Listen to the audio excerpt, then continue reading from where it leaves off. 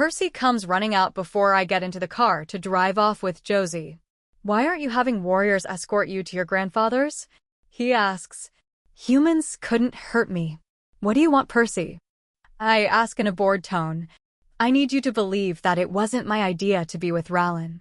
You see, it was the only way to deal with the rogue situation. I need you to believe me, please," he said as his eyes stared into mine, trying to look into my soul. "What does the rogue situation have to do with you mating with Ralyn?" I ask with my eyebrow raised. "Oh, this ought to be good. She is the Alpha Rogue's daughter. He wants his daughter to be mated to the future Alpha, or he will wage war on our lands. My father won't risk pack lives for us. I won't ask the pack to fight for me either when I can keep them safe. He has a 1,000 warriors SAB. We are only 500 with 300 warriors. People will die. I can't ask that of them. Please understand." He spoke. I scoffed. A coward. I was mated to man that just kneeled to a rogue rat of a king. A feral. Athena growled loudly for all to hear. She was furious. We knew we were more powerful than our mate, but we had no idea we were mated to a coward. What we lack in numbers, we make up in reinforcements. We have the skills to fight the war, the weapons to disable them. How does my mate not know this? Is he really that dense? Did he not get any alpha training? Every wolf, even rogues, know mates are sacred. It a gift even rogues accept wholeheartedly. The only law rogues live by, and here was my mate, cowering between Ralyn's legs. Unbelievable. My brother throws his hands in the air, looking at my mate in shock. "Is that your excuse? Have you no pride? How can you even call yourself an alpha? You're still a beta in training. Watch your words. I can very well pick someone else to take your position." Percy growled out. "Go ahead. We don't have another beta family in this pack. Something's fishy here, and it has Ralyn written all over it. I hope the rumors aren't true, Percy. I hope you did not take her virtue only to have her father wage war on us," CJ said, standing tall with his chest out to Percy. Josie and I shared a look. I looked at Remy, who also looked confused. When I looked at Percy, he looked ashamed. Was this his doing? That's just pack gossip. I did no such thing. "Sabrina, you have to believe me, I would never," Percy said, grabbing my hand in his large ones. He takes a loose stand and puts it behind my ear. I was keeping that promise until my father asked this of me. "You must know the pack will always come first," Percy said as I pulled my hand from his. I knew Percy was no virgin. He had slept with a few girls before we found out we were mates. Maybe one of them was Ralyn. "Goodbye, Percy. Don't call me. Tell Ralyn, even on greener grass it snows. She'll understand." See, Ralyn knew I was a white wolf. She was family. Only family had seen my shift at 13, and she was there. She would tell me stories of how the grass is always greener on the other side, and how she had a plan to get to that side. Now, since my wolf is white as snow, you can fill out the blanks. Climbing into my red Ferrari 488. "Oh, and Percy?" I call out to him as I close my door and roll down my window. Out of my way, I roll up my window, revving my car. Looking at Josie, who was playing Rihanna's Needed Me, I turned it up and sped off our driveway. The need to be far away from Percy was so strong that I almost forgot my plan before we passed the pack border. I came to a halt on the line between the pack land and no man's land. "Why'd you stop, Sab?" "Please don't tell me you're having second thoughts," Josie said, panic evident in her eyes. "No. I'm leaving. I just want to make it for good," I say as I get 0 UT of my car. Josie's eyes bulge out, still trying to register what I said, and before she could stop me, I stand between the line, 1 foot on each side, and say, "I, Sabrina Kimberly Trent, reject Percy Woods as my mate. I, Sabrina Kimberly Trent, free myself of the Blue Woods pack and sever all ties relating to the pack. I accept my new position as a rogue from this moment on." When I felt a headache come on and go away just like that, I knew it was my dad and he was going to find us, so I put the car back in gear and race off to the great unknown. Josie was stunned. Kept telling me Dad was ordering us to return this instant, but I was having none of it. I will not sit idly by and watch my mate marry another. Feel my mate give himself to another. The further away I was from Percy, the less I'd feel. If he was to sleep with Ralyn, yes, I'd feel it, but it's better when I'm far away, so I don't go hunting for Ralyn. I decided we'd drive all the way to the lakeside manor, seeing as I'm a rogue now, and my scent could make people feel a little uneasy. My phone kept ringing, and I knew it was Percy because he had not accepted my rejection, because I would have felt the pain in my chest. Athena felt powerful. She was ready to take on the world. Maximus keeps calling you SAB. You need to answer it. He's only worried about you, Josie said. I know. I just can't talk about Percy right now. I'm on a power trip, and I'm enjoying this high for now. I want to enjoy this moment because I know it will be short-lived. I say to Josie, who nods her head in understanding. My phone rings again, and this time I decide to answer by putting it on speaker through the radio. Max, I'm driving, I say as he chuckles and my sister swoons all over. See, Josie has had a crush on Max forever. She's a confident girl, but in front of Max, a complete klutz. She is clumsy and flimsy and all the size you can think of. Problem is, I know Max likes me. Josie knows it too. Hello to you too, Kimberly, Maximus says to me. He likes to call me Kim, says it makes him feel special, that he's the only one that gets to call me by that name, and also keeps telling me I look like my mother. I just heard about your mate. Your father called and asked me to accept you into my pack to remove the rogue stench that's probably taking over your scent right now. I'd be happy to. Always said you could be my Luna. I roll my eyes at that.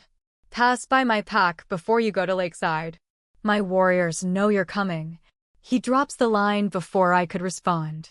Don't you wish he was your mate? He is hotter than Percy, Josie said while I kept throwing glares at her, still trying to keep my eyes on the road. I mean, obviously you don't see it with the mate bond and all, but please just take a look at Max when we get there. Just really look at him. Also try to sniff the air when he's around women. You'll understand. Even I get aroused by the sight of him, Josie said, forgetting she's 15 and Max is 19. Josie sans Trent, you get your mind out of the gutter right now. I can't believe what I'm hearing, I say in exasperation. In shock, really. Oh, stop being such a nun. I know you get wet dreams about Percy Shummersey. I've also heard Percy sneak into the house to see you. I'm 15, not 5, Josie said, pointing a finger at me. Oh, stop it. I'm still intact. We never got intimate. Never even kissed, actually, and now I'll never get to taste my mate. I'll never get to smell like him and feel his pups move inside me.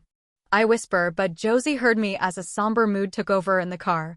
Okay, we took a little detour, but I'm bringing us back to Max. Max, Sabrina. He's hot, and you'd be stupid not to get some of that. If you don't want him, then tell him so he can give us a chance. Sheesh, I'm no prude. I welcome some dirty action. Hear, hear, Daddy Max. We laugh. We laughed so hard I forgot about what I even said before then. I looked at Josie while she was sleeping and thanked the moon and my parents for her. This 15-year-old put her life on hold so she could hold my hand. Comfort me. Cry with me and laugh with me. It's been 4 hours of driving and my ass was sore from sitting for so long, so I decided to make a pit stop to fuel up and stretch my legs. Josie ran into the shops to get some snacks while I waited outside, just walking around to feel the breeze. A group of men, about 6 of them, walked out of the bar opposite the gas station, and they had that stench of a rogue mixed with some heavy alcohol. Werewolves can get drunk, but not for long. Our healing capabilities made sure of that, and that's why when we drink, we take in the hard liquor for that effect. Look at that beauty. Boys, look here, a 488 engine. My goodness. The guy in the middle said, then took a look at me. My, 2 beauties for the taking.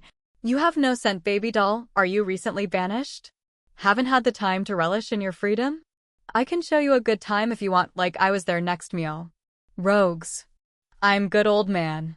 Keep it moving, I say in a bored tone. I really don't have the energy to deal with these assholes, but Athena wants blood. Old man? Let me show you what this old man can do. Who knows, maybe the moon will bless us with rain while I take your innocence. I can still smell it, he smirks.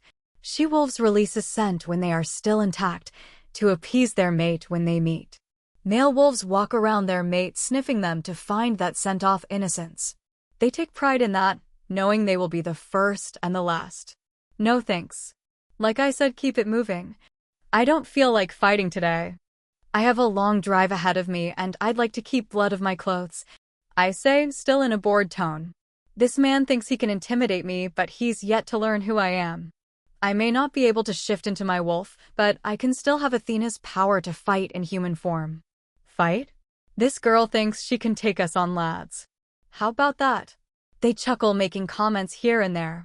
Sab, what's going on? Josie asked, standing beside me.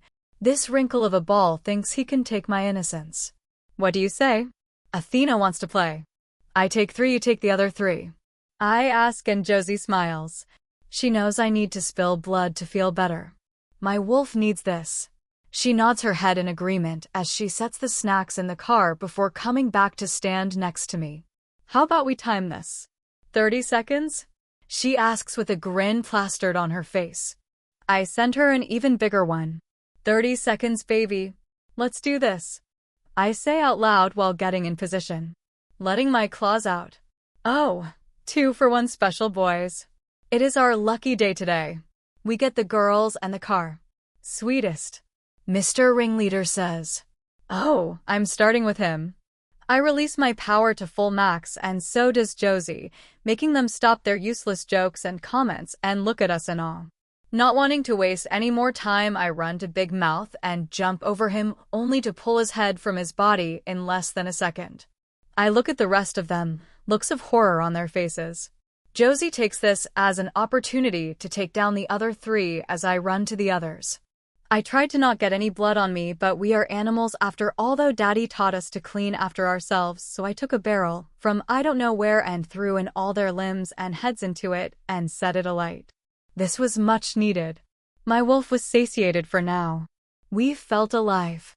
She could relax in the back of my head, relishing in the success of a kill. Come on, Josie, let's get going before Max sends a search party after us, I say as I start the car to drive off. Josie climbs in the car with a new shirt on and looks at me, wrinkling her nose. I'll change when I get to Max's, okay? I say, leaving no room for a response. I just need to drive. Just drive, Sabrina. We drive into Max's driveway. There were guards everywhere. Lycans don't play around with security detail. Even Max travels with 20 guards at least. Even though he could fight 100 wolves alone, it's their way of life. I step out of the car to smell the fresh air. It always rains at the forest packlands. I loved it. It was a refreshing scent that made me want to shift into my wolf and run in the woods. Good evening, ma'am. I am Sir Albert Chambers, and I am the head butler at your service. He says with a curt nod in my direction. He looks at Josie and says the same thing. It looks like you all went hunting before your arrival, he says, appalled by the amount of blood all over the car and us. Well, mostly me since I didn't change. I will have Evelyn and Marjorie escort you to your rooms and help you freshen up before dinner time. Albert says, looking us up and down. He was human. A human butler? Oh, Albert, quit being so formal with them. This is Sabrina and Josie. They are family. Hello, my beautiful daughters. He pauses, taking us in. See, this man loves beauty. If you're a woman and you catch his eye, he will try and most times successfully bed you. Except for my mom, and boy, he won't let my dad forget it. As if on K, wow, and here I thought Kimberly was the most beautiful woman I've ever seen, but of course, her daughters had to outrank her. It is only fair it be her 2 girls, Alpha Deacon said. Uncle Deacon, it's been forever. You really don't age, I say. Oh, little moon, I am after all Leakin. Besides our good looks, we are given the gift of time. When you look at this handsome face and killer bod, as you kids call it these days, you'll think I couldn't be over 40, but in reality, I'm only 450 years of age. He says with a smirk. Uncle Deacon, you are centuries old. Josie says, shock written all over her face. Now who are these things that call you by your name, Alpha? A red-haired woman walks over to Deacon, looking at us in disgust. Now, Celine. It doesn't give you the right to walk around my home and disrespect my guests. You are my whore, know your place. Uncle Deacon says, looking ever calm, void of any emotion, but his tone suggested otherwise. I'm sorry, girls, forgive her. You are aware of the term dick-whipped? I make sure my women never leave my chambers unsatisfied, but it seems I've done my job a little too well. Somebody is getting Luna ideas, but not to worry, I will deal with her. You two go freshen up. Max is training, but he will be here shortly. Deacon says, forgetting we are all but 16 and 15. Shaking my head, we follow Albert, who shows us to our rooms where Josie is right opposite me. This is Master Maximus' floor. He apologizes for not being able to welcome you, but will be home soon. Please take rest and I will ring you. He nods at us and walks away. I look at Josie, who just shrugs and walks into her room, closing her door before saying anything to me. Oh well. I open my door to see my bags placed at the closet door. My windows are all open, just how I like it, and my balcony door too. The smell of rain overtaking the entire room, just how I liked it. Max remembered. I smiled to myself as I walked to the bathroom to wash off all the blood and dirt. This is the pack that will take me in. Alpha Deacon knows this could mean losing Blue Moon Pack as an ally, but he doesn't need them anyway. If we're being honest, Blue Moon needs Alpha Deacon's pack more than anything. I shred my clothes and jump in the shower, washing off all the red from my body. I got out drying myself with a towel. I put on some lotion and my good girl perfume, dried my hair and let the curls settle in. Went in my suitcase to get a maxi dress out to wear for dinner. In the meantime, I'll just wear my gray sweatpants and matching crop hoodie. I'll take a nap before Max arrives because I know we won't be getting much sleep. He's the only one that's seen my wolf except for my family. He and Alpha Deacon know our secret.